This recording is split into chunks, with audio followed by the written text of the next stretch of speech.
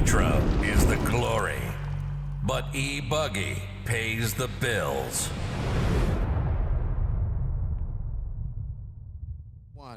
So you guys have heard me call Tyler Jones the dark horse of RC and of Tekno RC. Well, we're about to talk to the guy who I consider the workhorse in RC right now and of Tekno RC, and he's been with him for quite a long time.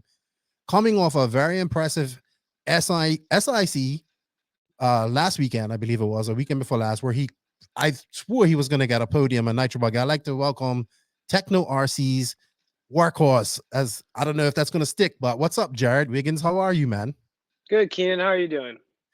I'm good, man. Thank you for coming on the podcast. I know we kind of talked about this as I seen you at races. I've been noticing you working very hard.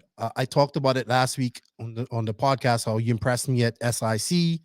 You know, you didn't qualify. You qualified normal where you were normally qualified, which is you still make these A mains. Yes, SIC was a little low on it, didn't have everybody there, but I think you did a good job. You finished third in E-Buggy, seventh in truck, but that doesn't matter. And Nitro Buggy, the thing about Nitro Buggy was you was in third, in a commanding third, and then you broke. And I was just like, man, I thought you would have podiumed that. You had some speed, you had something, you had the flow going in that A main at SIC. What happened to you actually? So, I started off with a good race and kind of worked my way up through from 12th. And I came in for the second pit. And I don't know what I was doing, but like the pit lane's actually really wide there. But right on the edge, I don't know if there's like a bolt or a lip or something. I looked at it after the race just to see what it was. But when I jumped in, I was a little bit wide. And I caught my right front wheel right on that and broke an arm. But then when I came in, it ripped my drive shaft out. I mean, I hit it hard. Everybody in pit lane after the race was like, whoa, I heard that when you hit it. Right. But I came in, got fueled, and we don't use headsets, so he didn't know that my car was broke. So when I sat down, I didn't have any drive to get out of the way. And so Jared hit me, and everyone thought that's what broke my car.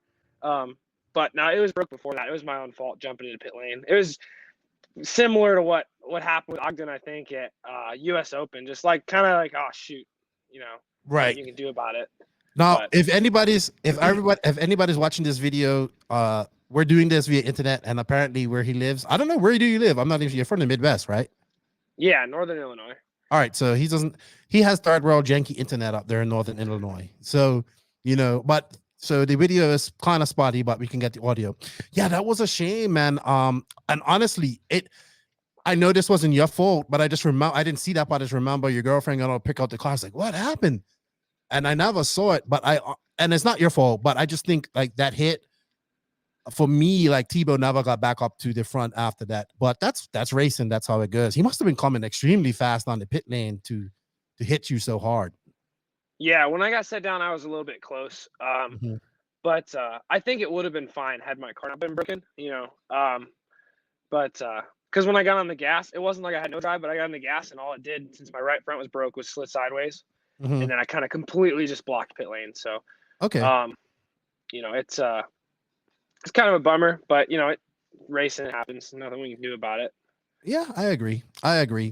But Jared, you know what? I think we might have to actually turn off your video at some point here. If we can. But let's just go for this for now. If it gets too bad, we'll turn it off. But your audio is coming through pretty clearly. So for anybody that doesn't know Jared Wiggins, he's been involved in RC a lot lately. You're 20 years old now, Jared? Yep, 20. Okay. He's been driving for Tekno RC for some time. I think you've been at every race imaginable since 2019 and during 2020, but you was traveling a lot, dude. So, man, we're going to get into that, but I just want people to kind of know who you are and where you come from. So I don't even know. So I always like to find out when and how you got into RC. I always find that very interesting. So what got you started in this crazy life and world we call RC racing? So it's like I was 12 or 13, I think. And my dad actually, he quit right before I was born, but he used to race full size like short course trucks, like the Traxxas Torque series or the Lucas Oil series. So he did that for a long time, and that's how him and my mom met, because my mom's family did. So we were kind of come from a racing family, through full size off road. And Traxxas was a sponsor of the series for a long time. So at one of the races we went to just to go watch, they had like a try me track set up, and I marshaled for the try me track all weekend, and they gave me a free slash, and that's kind of how I got into it. And that was in Okay. like 2012-ish, something like that.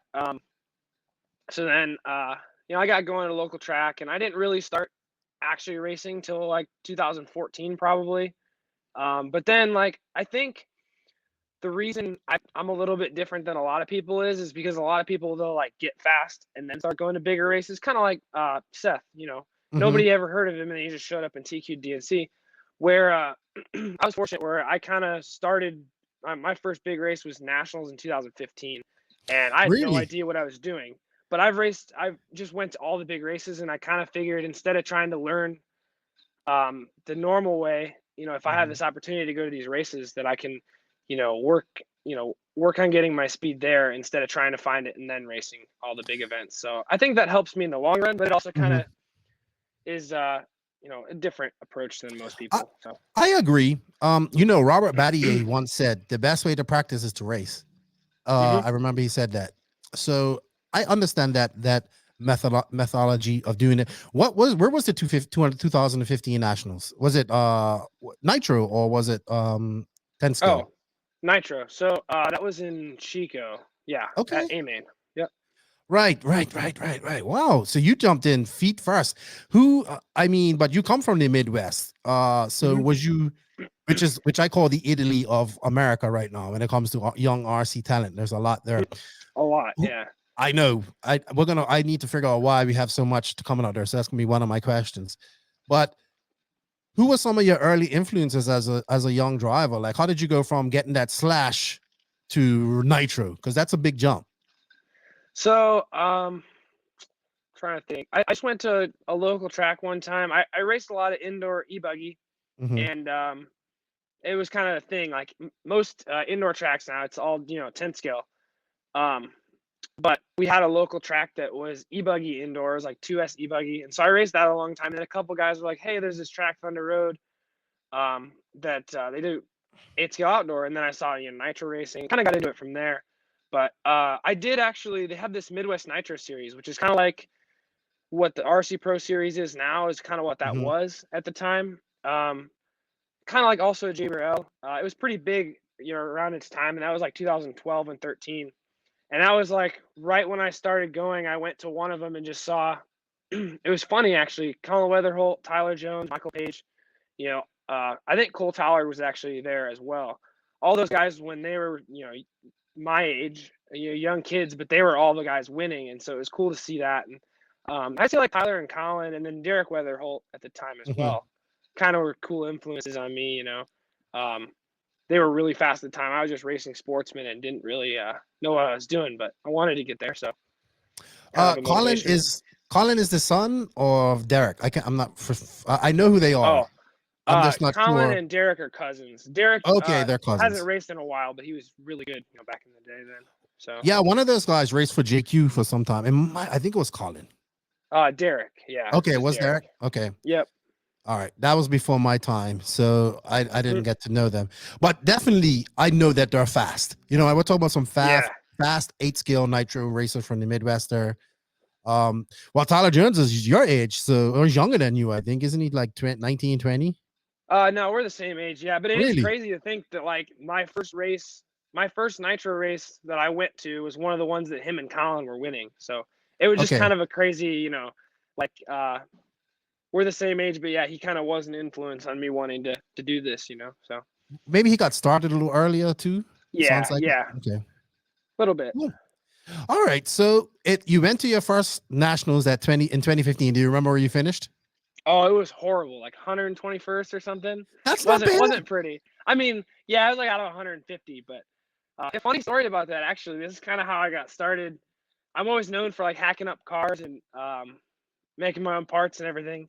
And Okay. that was right when Tekno was prototyping the point 0.3 car from the original. That was the first one with the real long shock geometry and everything. Mm, And I ran Tekno cars, and I saw Ryan the week before nationals at a race at State Line.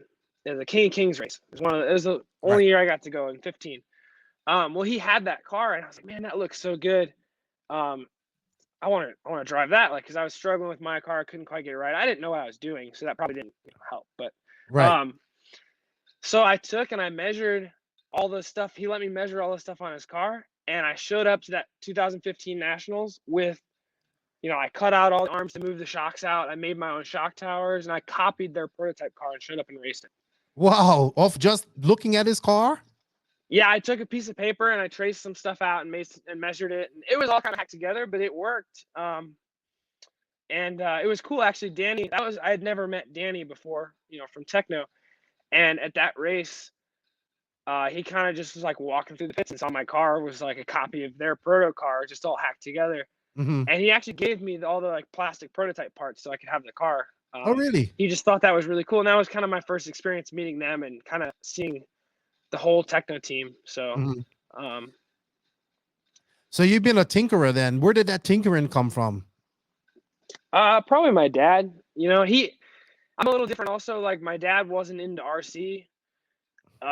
So I've always done my own wrenching and all my own stuff. But we have a shop here, as you can kind of see behind me. But we have a shop. We work on our own stuff at home, and so every time I've kind of wanted to change something, you just go out there and you make it and cut it up and change your car and see if it works. So it's kind of something I've always liked doing and working with. Right.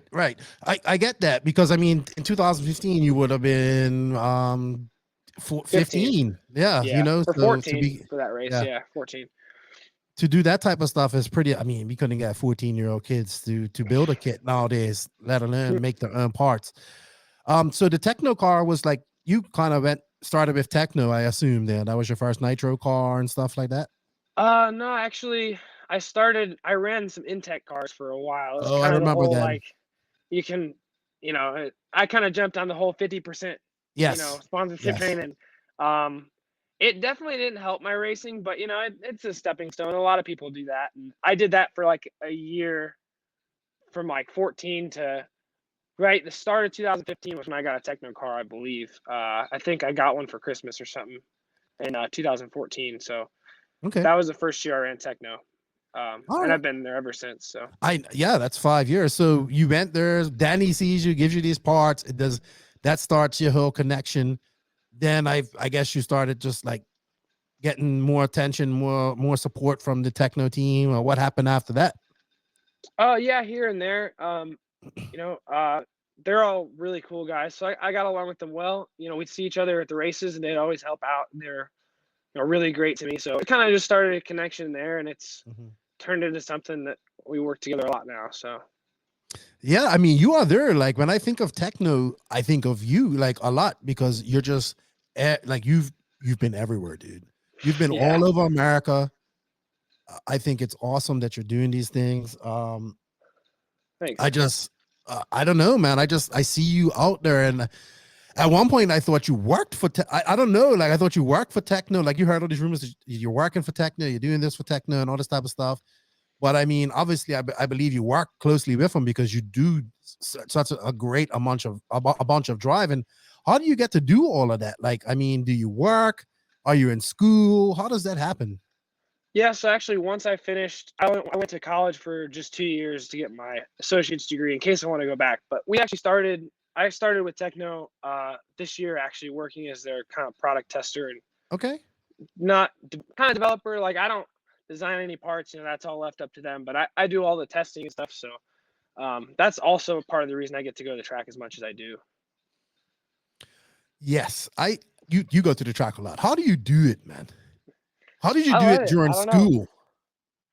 So that was also something I think that kind of held me back from getting as many good results as I wanted. Like I was kind of always, just top of the B or making the main, and that carried on for a while, which I was cool with that because that was my first kind of experience doing well in like end of 18 and 19. And then once I finished school in May of 2020, I was kind of like, okay, I can really do this now, because before I would never have time to practice. It'd just be like, you go to the track, you race once a week, you do the best you can.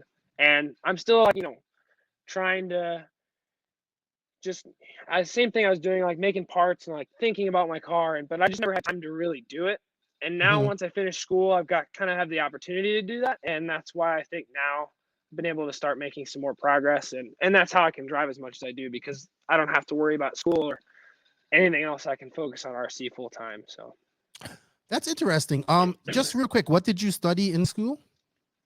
I wanted to be a mechanical engineer, so I got up to the 2-year point where I could transfer to be a mechanical engineer, just associates in science. So it's nothing. I did all the math and calculus and stuff to get to that point, but I never took any actual engineering courses, because it was kind of go down the road of 2 more years to try and be an engineer. I really didn't enjoy school too much, or you have an opportunity with RC, and school is always something you can go back on.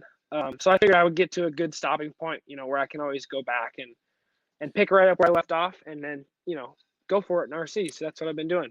Well, you got a job in the industry. It's a little bit different from being a paid driver. You know what I mean? This is your job. It's you're gonna be there whether you have good results or bad results, and it's a big difference. And it's the smart move in my book, because you're not just gonna be as good. You're only, as a paid driver, you're only as good as your last race. Let's be realistic. So Right. if your last race you didn't do well, then you're only as good as that until your next race. Whereas, yes, obviously you want results, but you're kind of more permanent. Like, I guess, who do you work with mostly on the Tekno team? Like, who do you talk to on a daily basis, and who are the guys that are in charge of you, or you're under?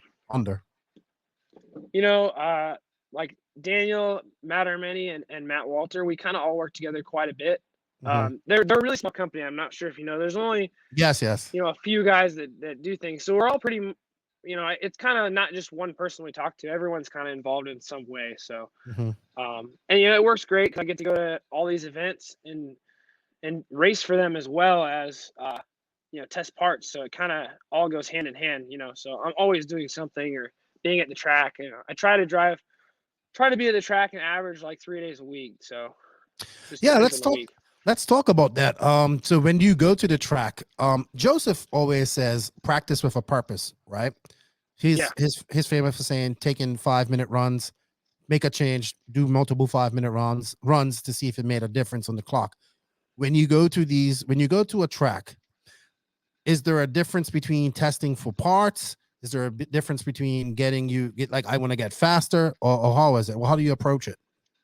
So it just totally depends on the day and what I'm doing. But if there's something specifically like, oh, we got to do this today, it's like what JQ said is really accurate. Like, if you're not at the track and if you're trying to make headway on something, whether it's car setup or you're working on tires or something, you can't just go out and drive your car and look at your fast lap.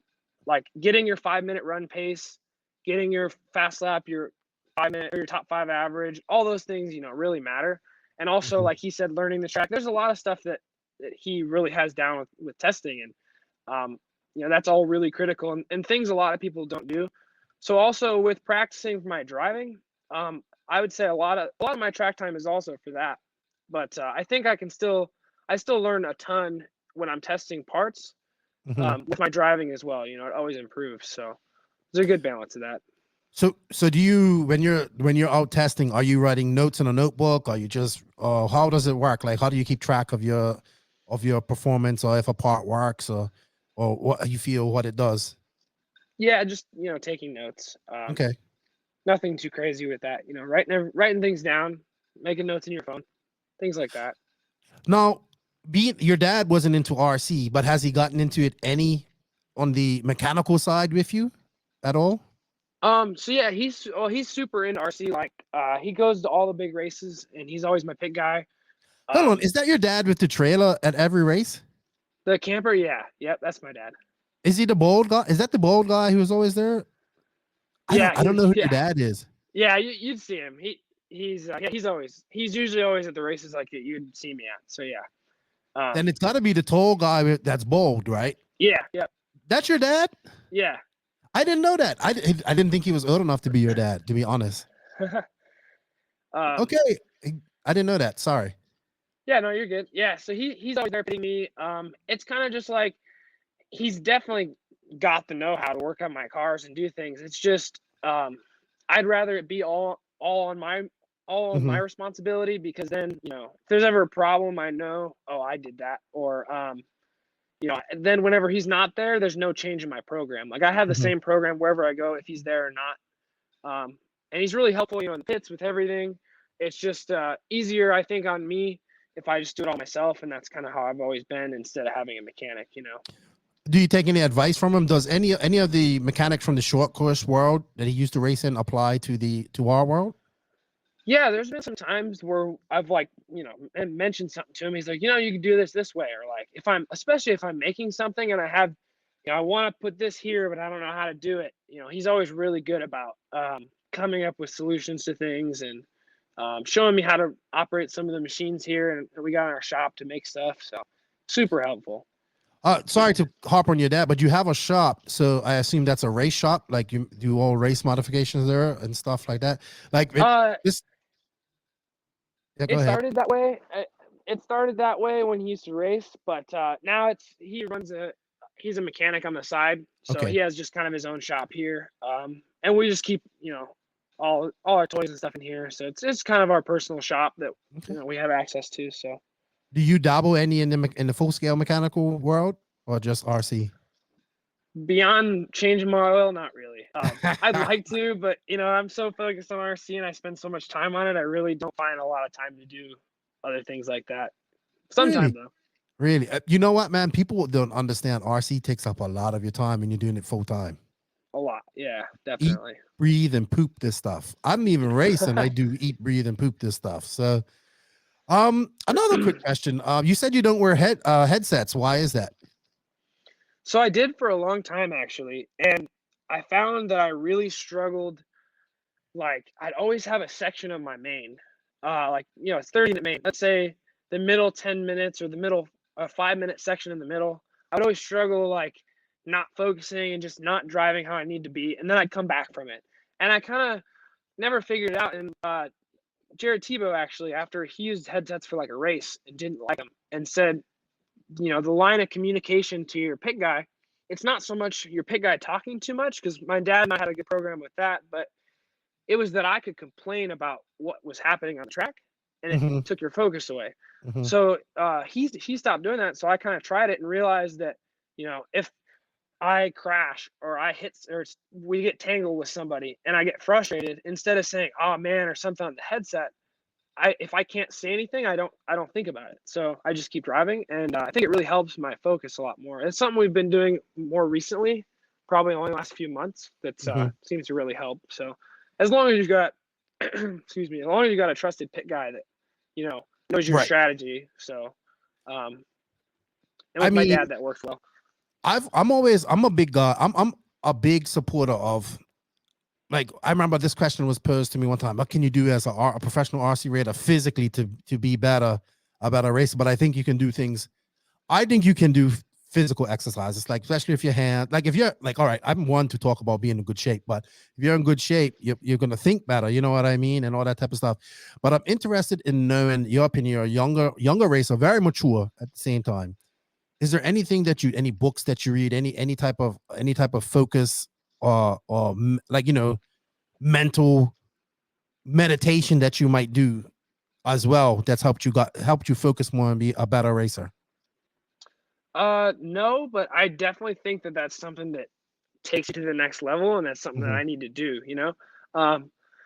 just talking, Jared's been really helpful about this, but I mean, so much of racing is the mental side. Your car is important, but like, you don't have to have the best car to win the race if your mental side, if you're just like, you've got that confidence and that drive.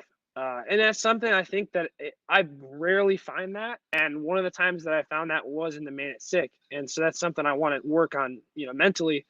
Just knowing that you can do it is the biggest part of being fast. And I think I'm sure that there's books about it and a lot of race strategy that I'd like to read that I just, haven't gotten to yet. So there's definitely something to that. I know Jared would be a great person to talk to about that. He knows a lot about it.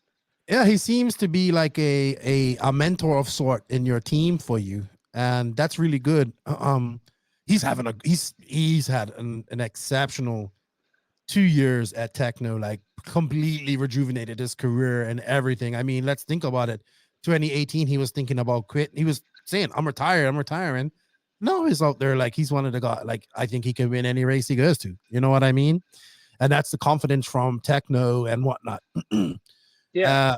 So which is something that we talked about off before we came on Earth. That I think that the lineup for Tekno, like you guys, all right. So you have Tebow, Bornhorst, Tyler, Seth. Then you have you, I would say, Hooks, Arredondo. I forgot about Arredondo. He's more in California. Kirkman. Mm-hmm. Then like Spencer Klein was one of your more like one of the pickups that impressed me this year as well, because he's gonna be, I think that kid is gonna be a professional RC racer at some point in his life, you know, probably sooner than later, because I think he gets it. So Tekno has a squad. I've noticed them at races.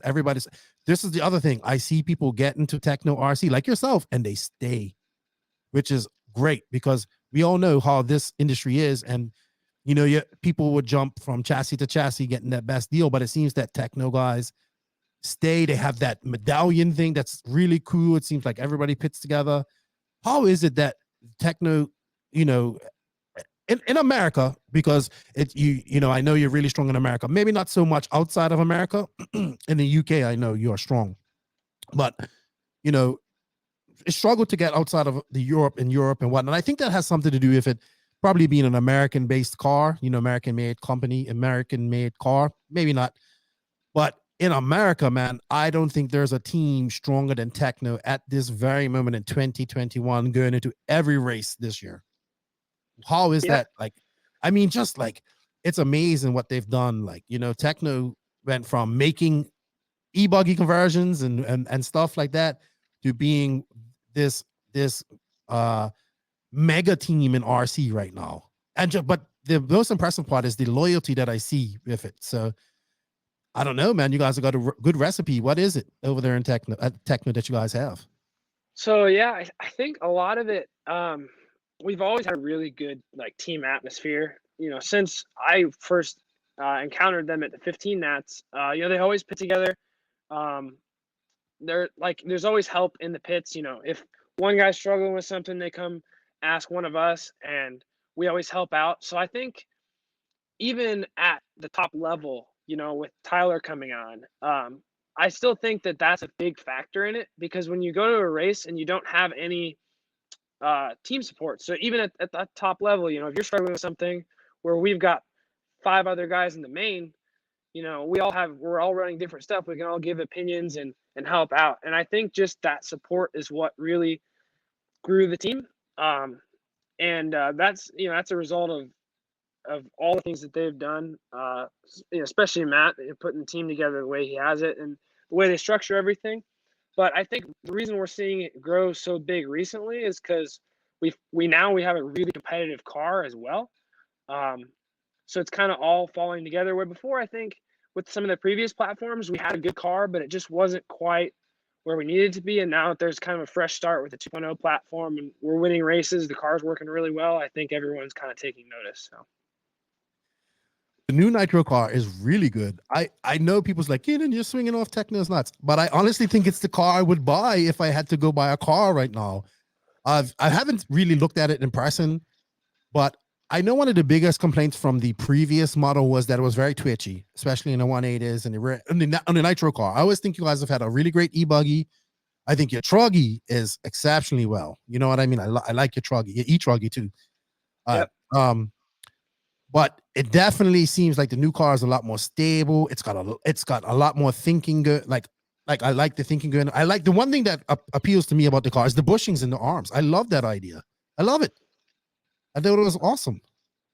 Yeah, there's a lot of little things that, you know, Danny and Armeni, they're the two guys that do all the designing for the cars. And there's always like, you know, you can look at the car and just see so many little details. You're like, oh, I can't believe they thought of that. Like, you know, the arm bushings, or there's just little things going on all through the car. And I think it worked out well because it's an all new platform. They could really put all those ideas into one thing. Where, yeah, I would agree. We always had a good e-buggy, a good truck, everything else. But the Nitro buggy was always kind of a work in progress. And there was just kind of some key things that were realized when they needed to design the 2.0 that all got changed around. And I think going back a little bit more of a conventional shock setup really helped out as well. I mean, now, yeah, our car has been awesome everywhere we went. So Mhm. If now you're in the technical side and doing things, is there something that you would like to add to the new like when they come up with a new version? If you could add something right now, you could have some input. What would it be? I don't know. That's kind of a hard question. Um, Hmm. but I do have. I will say, one of the things that I came up with that a lot of us are running now are the Wiggins pistons. I don't know if you've heard of them yet. Let me give No, myself I a shout haven't. out. So I came up with this piston at SIC last year. Actually, I ran it basically for a full year. The final iteration I started running in March. But it's got a full year on it now, so we got a lot of people running it. It's kind of a cool, it's a different concept So type tell of me thing about that it. works What is really it all well. about? Tell me about it, or we can't let the secrets out. So there's some secrets, but it's got a few different size holes and some other stuff going on. But Okay. there's some posts about it on Facebook. But that's the one thing that I think that's my kind of bigger contribution so far. And it'd be cool to make that at some point. But that's kind of my little thing that I've been working with. But Yeah, that's cool. I can, being as you're a tinkerer and you're a hobbyist and I would say you're almost an engineer. I mean, you went to school for it.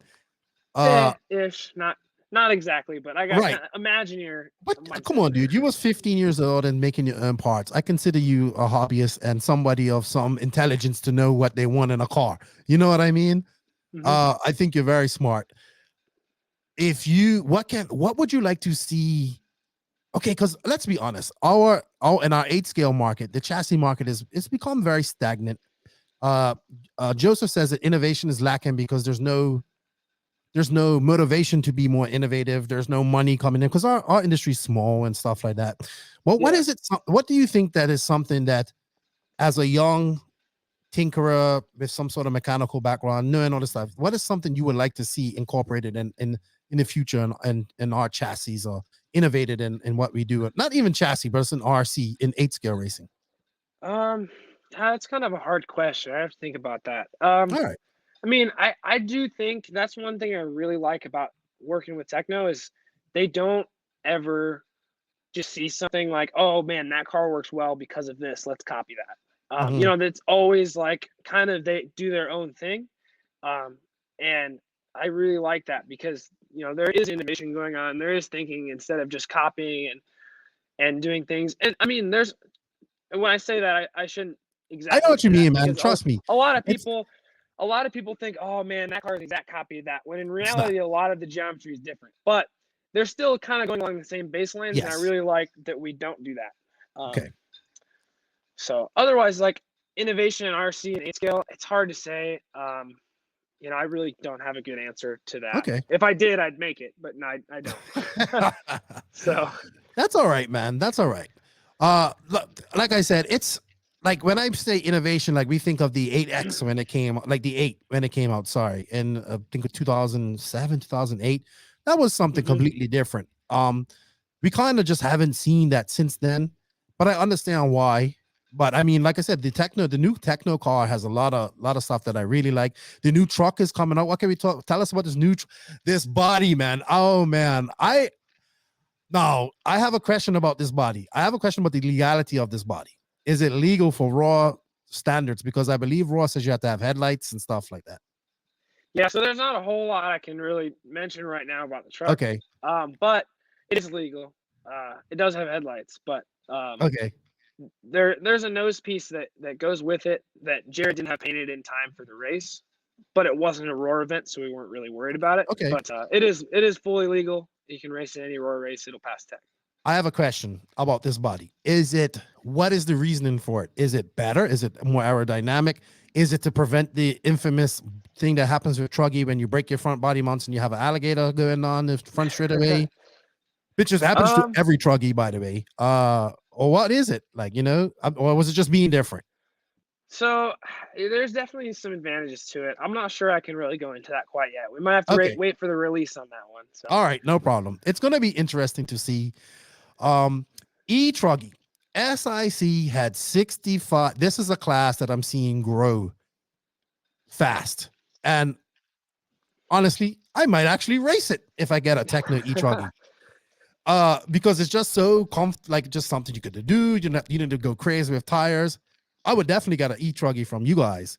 But I think you guys are one of the companies responsible for the growth of this because you kind of stuck to it. You know, when you have people like me and Joseph saying E-Truggy, I don't think it sucks. But you know what I mean? I was just like, can we not have E-Truggy? Okay, I'm accepted that E-Truggy is not going anywhere. But I also think it's a great gateway class for new people. So E-Truggy, what can you say, man? Tekno has been a big part of it. What are your thoughts on it? I think it's growing. I've never really ran E-Truck, but I did run it at 2 races at the end of last year. But it's different, but I think it's cool because it's one of those things that like it's another class you can run without having all the maintenance of Nitro Truck. It's really easy for people to drive. If the track's really rough or a big track, it's just kind of like a fun thing to do. It's not super competitive. So I think even in the open class for some people, they get a little bit scared away on certain things at big races. And I mean, E-Truck's none of that. When I raced it, there's a guy, I don't remember his name, but Brent Jackson, I think he races a lot of those races, and he's got this big old mohawk on his E-Truggy, like this fur mohawk. So I mean, it's just kind of one of those fun classes. I don't really getting more serious much. though. Yeah, I think I would say more just it's growing because there's a lot of those races in the South. I think it's just there's the 8-scale electric scene in the South is really big. Big. That's where most of those big races are. So I think that's why we see so many entries down there. But it's a cool class for sure. It's all right. And just something fun extra class. Yeah, I think that's the class I'm gonna race. And whenever I get back to racing. All right. So we mentioned it a little earlier. You're from the Midwest. I call it Italy of America. You guys are producing a lot of talent in 10 scale, a lot of talent in 8 scale, and it just doesn't seem like it should be happening from this area, but it is. And why is that? I don't know. When I started racing, and I always heard about all these big races out in California, and all the fast guys are out there, and then kind of realized a few years ago, like, man, most of these, I mean, there's definitely fast guys all across the country, but we have a lot of talent in the Midwest. I'd say arguably some of the most, for a region in itself. And it's kind of weird because a lot of us don't get to race each other more than a couple times a year. It's not like we're all going to the same races. Like, Seth and I race probably 3 times a year, 2 to 3 times a year locally, besides, all the big events. But, and then Tyler Jones and I, same thing, about 2-3 times. Same thing with Cole Tallard, and the Weatherholts. It's different, but I guess maybe because we have a lot of tracks around here, it's hard to say. But it's different. You'd think with all the fast guys, it's because we're all racing each other a lot, and it's awesome when we get to, but we don't actually get to do that as much as people would think. Not like in California it was. No, they race every weekend. Yeah, every weekend they all race with each other for sure. So, and the thing is, there's so many young guys like Drayton, his back, and I thought he's back. And I was talking to his dad, and he's like, "Yeah, they beat Lutz in e-buggy at what's that place called? The Having Fun RC or something like that." Oh, RC Fun Park. Yeah, this weekend he was fast. Yeah, right. And I was like, "Well, what happened to Nitro?" Oh, it was my fault. It broke. But it's good to see him back because he's very talented. But it's not just him. You have the Renner Connects. You have the Fullers. Like lots. All these, the Horns, all these fast extreme, and then I ranked Cole Tallard like as a really, really good 8-scale driver. You know what I mean? And you and obviously Tebow, but I mean Bornhorst, Ryan Lutz, Adam Drake doesn't he originally come from the Midwest, I think, or something like that, or I can't remember. Yeah, I'm not sure on that. Right. Missouri or something. I mean, we got that. a lot. There's even like Michael Page is another one. He hasn't raced for a little while, but he was one of those super fast guys. I mean, I really wish I could have started earlier when we had the Midwest Nitro Series, because that was just like JVRL. Like all the top 6 or 7 guys would be those guys you mentioned. And they would race once a month, all around the Midwest. It's kind of a bummer that that's not a thing anymore. But I kind of just started racing on the tail end of it and missed it. But that could be contributing before. But I mean, like you said, though, Rinderneck, Fuller's, even Tollard was at the end of that. So I mean, that's still not even a good reason for it. They're Man, just the getting Fullers are tossed. coming, man. Hey, Fuller has. I say this all the time. I said it. Hobbyplex, man. Omaha. That's Tebow's kryptonite. I think the Fullers have beat him there twice. I think you beat him there as well the other day, didn't you? Was you second or third? E-Buggy, yeah. Yeah. He goes to that track, but it's I think it's kryptonite because when you're faster, you're fast. You know what I mean? There's some I don't know that I really like going to Hobbyplex, but I would say Fuller and Mason Fuller and Seth. They're Yep. both like the two kings of that track in 8 scale. We'll go to some other race and the outcome will be completely different. And then you'll show up there and they'll smoke anybody that shows up there, Yep. including Jared. So, and it totally depends on the weekend, but there is something about that track. Both of those guys are really talented at it. It was just kind of a bummer Seth couldn't make it to some of the winter series this year because he dominated last year. Mhm. And now Fuller starting to get it figured out for this year again, and he was going really fast. So it would have been cool to see those two guys duke it out this year. But I know, but we have time. That track, we have time. yeah, that track's definitely, there's something about it. Some guys can go really fast there. So. Yep. All right. So, future for you. What are your goals for 2021? You have DNC coming up here, hopefully, in a few weeks. Yeah. I can say this. I definitely expect you to be in the main. Not saying it's nothing against the DNC. It's not going to have the international flair that it usually has. Unfortunately, I mean, even I myself, I'm not coming, which is unfortunate. But I think you got it'll DNC. be similar. It'll be similar, I think, to like the level of competition. Probably like AMS this year. Yes. Probably about the same. Plus testing, but otherwise it'd be about the same, I think. Yes. Which it's going to be good. It's great. Like the fast North American guys will be there. All the fast North American guys will be there. It's going to be good.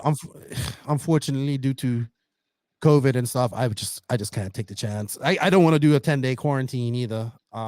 In America. Yeah, that's no fun. Well, and also, I mean, I don't think that there's going to be an issue with it getting shut down. I don't know any information on this, but I think it's going to happen for sure. But I mean, for me, I'm just not going to be able to come. You know what I mean? There's just a little concern, I think, with that. With some people, especially the international guys, they don't want to fly all the way here. They're not going to come. They're not going to be able to come. Right. The European guys can't come. And and then like a 10-day quarantine, like that just knocked it. Like, all right, I'm not even going to worry about it. You know what I mean?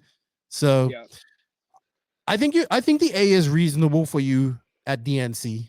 Like I told you before we came on her, and this is no disrespect when I mean that. I think you're very Adam Drake. Adam Drake will always say, I'm not the most talented guy out there, but my stuff is ready and I put in the work, practice, hard work. And when I think of you, that's kind of what I look at. Like, you know what I mean? Yes, there are guys that are more talented than you. And I don't mean that in any disrespect whatsoever, but you are working very hard. And I think like you said, it's just showing like you got finished school. You've been racing since you was racing during school. Then you was racing all 2020. And now you're just, man, keep it up. Thanks. It's hard to say for a goal for DNC. I try to not like set myself to a certain point. I just want to go there and do the best I can. Last year was pretty decent. I missed the buggy main by like 2 spots. I made the e-buggy main, and that was with the international guys. So I think I got a good shot at doing well this year. I think so too. I'm excited. It should be good. And also I saw you had a podcast guest, Barry Baker, on last week or this week. And that reminded me one thing he told me at DNC last year. So I was in the B, and I went to DNC and I was like, I want to make the B. I'd be happy with that, And so he asked me how DNC was going. It was after qualifying was done. I made all the Bs, and he's like, so what was your goal coming to the race? And I was like, I want to be in the B. I think that'd be good. And he goes, well, why are you coming here if you're wanting to be in the B? He goes, if you're coming here, you should be coming here to win. And I was like, all right, you got a fair point. So I kind of stuck with that motto. And then you know what? The next time I drove after he told me that, I bumped out of B and made the A buggy. So I was like, okay, well, there's something to this, because if you set yourself a goal of making the main, then you're only going to make the main. But if you don't think in your head that you have a shot at winning it at some point, even when I started 12th at SIC, I was like, this kind of isn't the greatest spot to be in, but it didn't matter. I drove up through and was sitting in 3rd at the time that I broke. So I try not to set myself goals like that because they end up just limiting you, you know? It sounds like you gained some confidence this last year, which is desperately needed. You know what I mean? And Yeah. That's the not biggest thing to doing well, I would say. And oh that's yeah. something I struggle with, but I think I'm getting a little bit better with. So, I guarantee you talk to like a Mayfield or a Cap, or who's really a Ronafop. You tell him, he'll tell you, I'm here to win. I'm here right. to, like I'm here to win. It ain't nobody here that I think can beat me. You know what I mean? And that's Yep. just how you gotta think, man. Yeah. If you And don't have that mindset, you're not going to win. exactly. All right, so let's talk about RC. What are some of your goals in RC? You're young, you're 20 years old, you're just starting your career at Tekno. You've been with him for a long time. What are some of the things you want to accomplish in your career in RC? So when you finish this, hopefully you finish this at a ripe old age of 50 something, and of 60, whatever the retirement age is, and you've done some incredible things in RC. But some of your immediate goals are just in RC, period. I don't know. It's hard to say. I mean, my one goal that I always want to work towards and do eventually is like win a world championship. You know, that's the pinnacle of racing. Mhm. And that's the racer in me. So that's probably the only thing I've really set. Otherwise, I'm just happy to be where I'm at. And it's just Okay. do the best I can, keep working at it, I just foresee like a team manager role for you at Tekno in the future. Like honestly, not saying not when Matt's like, all right, I'm tired of traveling. I just want to stay home and Yeah. do this and chill out. All right, Jared, it's your turn. Will you think you fit in you think you'll fit in a role like that? No, I don't think I could do it. I couldn't go I to a think race you and will. not race. No, I think I you couldn't would do fit it. in. I think No. you would do good at it. I think you'd be a good team manager if it ever comes down to that, man. You've always been happy and smiley to me Yeah, at a I race. think I could do an all right job at it. I couldn't the Oh, racer I in know. me, I couldn't go to a race and not be racing. Oh, I So hate it. I think the day that I can't race is when or the day that I can't be competitive Mhm. or continue, progressing is kind of the day that I would be done racing. So, Right. Well, I um, gave up racing to be the JQ manager, and honestly, it was probably the worst mistake I've ever made because I love racing. I used to love racing and wrenching and all that type of stuff, but I also realized I couldn't do that and focus and make sure that everybody there was happy. So I had to give it up. So I've been to all these cool races, but I've never driven. I raced AMS 2018. That's about it. But yeah. it's unfortunate, but at least I got to go to them. So I understand that. Okay. I want your thoughts on our industry in RC racing at the moment. You're a young man. You've been in this for a few years now.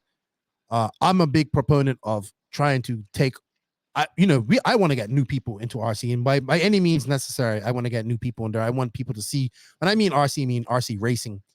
I think there's no wrong way to get new people in here. I think we need to promote as much as we can. We need to put our best foot forward when we promote. But I honestly think we need more people in RC, and we need to just get a little more professional. But what are your thoughts on what we're doing like as an industry as a whole right now?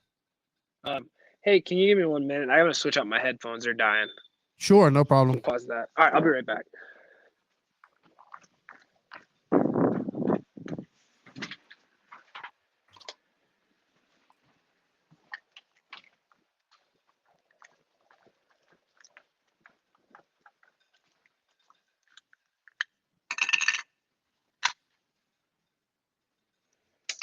Oh, you know what? I have the wrong headphone jack, so we're gonna have to just hope these last because I don't want them to cut We're out almost mid-sentence. done. We're almost done anyway. We're almost They done. should be able to make it. I got 5%. All All right. right. So So thoughts what on would you the like industry. what do you think about our industry right now? So I do think that some form of like more professionalism would be really cool. I do like what everyone's doing with RCGP. I think that's pretty cool. Mhm.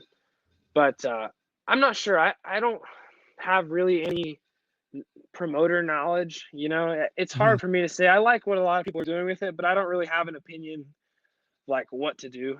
Right. Um, I like a lot of the directions they're going. A lot of people complain about these really big events, but I think they're cool because it seems like lately there's been a lot of like live viewing online. Maybe it's because people are at home more, but I think that there's actually a decent audience watching like live RC. And I don't think the big races and stuff are hurting anything. But I would agree, like the whole RCGP kind of thing, being You a little think bit more professional in the right? actual world. I Mhm. think that's pretty cool. Would you like to see like a definitive like line between a professional and an amateur? So like for say a person like yourself, like who's on the cusp of maybe being a pro but still an amateur. Like I always just thought that because we need to encourage young racers to race more too, male and female. They need to have something to strive for, kind of like a motocross. Because let's be honest, not everybody's going to be a pro RC driver. Like it's really Right. that's something hard to It's do. difficult. Yeah. But if there's I just think we have pro guys. It's time to be a little bit more professional. Put that foot forward. The goal is to get more people into doing what we're doing, and Right. the more people that race RC cars, the better it is for everybody. So I think we all play a part in that. I just kind of wish we could all come together as manufacturers and do something different, but that takes time. So hopefully that comes as well. But definitely, like, what do people your own age think about you racing RC cars? What do they say when you say that? Like, I mean, everyone that I went to high school with, they always thought it was pretty cool. And then right. kind of, I honestly like most of the people I talk to or my friends are all in RC. Just Okay. because I'm so involved with it, that's kind of just Mhm. how it works. You surround yourself with people who, didn't like to do what you do. But everyone like that I was friends with in college or did things, they just thought it was really cool that you can make a living doing this or Mhm. working at it. Um, and everyone seemed like it was really cool. No one really knows about it, but then once you tell them, they think it's a really cool thing that you're doing. But yeah, it's I don't know, the whole getting more people into it and making things more professional. It's hard because like I also know at a lot of races, this your whole like separation wouldn't apply for most races. I understand that, but Right. like a lot of these larger events though, I don't know, I really like the format of nationals where everyone is one class because then you don't have to deal with some people running the wrong class and Mhm. then you always have seating. So I do really still like the traditional format of Yes. things I like like. that where it's just one single class seed round and you don't have to worry about running the wrong skill level I for some agree. people. I agree. But that doesn't really tie into the conversation perfectly, so I don't know if I have Yeah, an but answer for that. it's I get it, man. I think we just have to try it. Like we just have to do things. Like you said, people just don't know, so we kind of have to. I think that's my biggest thing. We need to get this out into the stratosphere, like and let everybody see what we're doing. That's the biggest thing is that a lot of people just don't know. So I want something. This is something I always ask. What would you, if you could change something now, right now in RC, what would it be? Um, that's a hard question. I don't really have too many complaints about everything. You're just enjoying RC, dude. You're Yeah, young. You're having fun. I like it. I can't say, oh man, this sucks. Right. There's Right. not really any part of RC that I dislike. Right. I get So that. I I would get say that, man. probably like I'm much more into 8 scale racing than 10 scale racing. If I could change one thing, it's that like all tires just had treads and they worked well that way. That's my one thing. But like that's not possible. I just don't like driving on slicks and 10 scale. Otherwise, Right. everything else in RC I love. And I still enjoy driving on slicks. I shouldn't say that. But like Right. that's probably the one thing that I think isn't as much as, isn't perfect, but there's no changing that because that's how the tracks go to and a lot of Unfortunately. people enjoy that. So Yeah. that's just my one little gripe This probably. guy That's doesn't about it. enjoy that. And you don't see me sanding on tires. I just, but I get that, man. But you're in a good place. You're young. You've got a job at Tekno. You're racing on a regular. Your girlfriend races, so you're like living every man's RC dream right now. So I get that, man. I get that. But the future rests on the shoulders of guys like yourself and younger guys coming up. So I'm just always hopeful that you guys will someday take the reins and take RC into that next level that we've all been trying to attain. Hopefully, I see it in my lifetime. But I just think it could be so much. I think it'd be so much cooler. I think what we do is cool. I just think it could be cooler. All right, dude. Well, I told you I wasn't gonna take up too much of your time. Your headphones are dying. Yeah, sorry We've about had that. bad internet. Before we go, would you like to say thank you to your sponsors and to anybody before we sign off here? Yeah. Thank you to everybody that supports me, especially Tekno. They've been, huge in helping me race as much as I do and go to see all the places and meet the people that I have. Thank you for letting me be on this podcast. Thank you for coming. It's my first time doing this.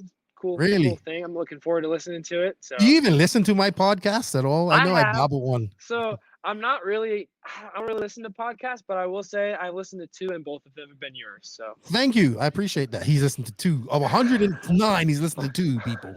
All right, thank you. I appreciate that. And don't forget to sub to my YouTube channel, please. I get all your techno guys to sub to the YouTube channel. I'm trying to grow that. But all right, sounds good. Yeah, say thank you to your sponsor. Sorry, I interrupted that. Yeah, Tekno RC, aka Block, Tekin, MKS, VP Racing Fuels, ProTech, Ultimate, JTP, Boom RC, everybody that supports me. Thank you. Couldn't do this without you guys. Yeah, and I would say if you're at a race and you see Jared, go up and talk to him, man. Every time I've seen you, you always smile. You always say what's up to me. I think that's cool, and I'm sure he'll, no matter what car you drive, he'll be willing to help you give you a hand because he's just a cool dude like that. All right, dude. Well, I thank you for your time. I thank you for your time and your janky internet because, like, right now you're just frozen right there. But that's cool. If you made it through the interview, thank you. Keep up the good work. I wish you all the best at DNC and even just this year period. You know, you weren't really on my radar, but now you got me watching. I mean, you always have me watching, but I'm watching more now after SIC. I really want to see you young guys do really well and take it to the older guys out there. We're gonna start stepping it up for sure. Yes, man. Yes, we have to because the youth are the future, man. I know you're a little older than the youth, but you know the guys that are coming up, they need to see you guys going after these older guys, these guys, and taking it to them. So they say, hey, if they can do it, we can do it. So good stuff, man.